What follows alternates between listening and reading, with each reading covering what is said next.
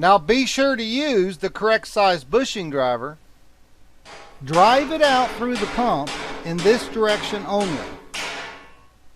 First, flip the pump body over and notice the reset area here. Next, find a bushing driver that will fit flush in the reset area. Set it off to the side. You will need it to set the pump bushing.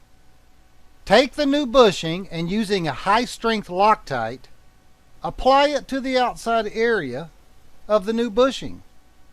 Then using the correct size bushing driver that fits the bushing, drive it in to where it rests just above the reset area. Then using the driver that fitted the reset area before, drive the bushing flush. And then wipe off the excess Loctite. And when correctly done, this is what it should look like. First, you will need to measure the distance from the top of the stator to the top edge of the old bushing. Use precision calipers. Setting the caliper on top of the stator, measure and record the distance.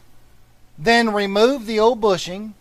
Using the chisel method, cave the bushing in, folding it down away from the inside edge of the stator housing. Never use this method when removing the pump bushing.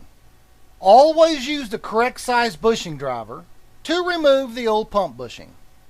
Now select the correct size driver that fits the new bushing. Drive the new bushing in, stopping to check the distance you recorded from the old bushing. Stop when you have achieved that measurement.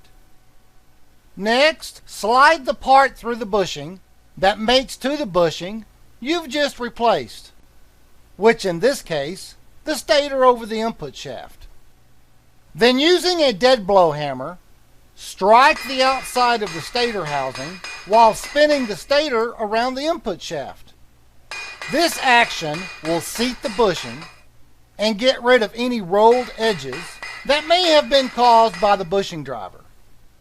Next, separate the parts, clean and get rid of any loose material. Once this is done, then slide the parts together again. The parts should spin freely. Need a good bushing driver set for the 4060E? Here's the exact set that I use. Hey, I've created a link in the description below where you can get this exact set for yourself. Take extreme caution when selecting a good bushing kit. There's a lot of knockoffs out there that in time may end up spinning in the case as well as trashing parts during its spin. Here's an excellent set for the 4060E. Both the case bushing as well as the pump bushings are Teflon coated. This is a set that I use for years in all my builds.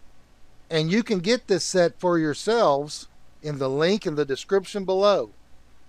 Now let's move on to the case bushing. Going to the rear of the case, first knock out the old bushing.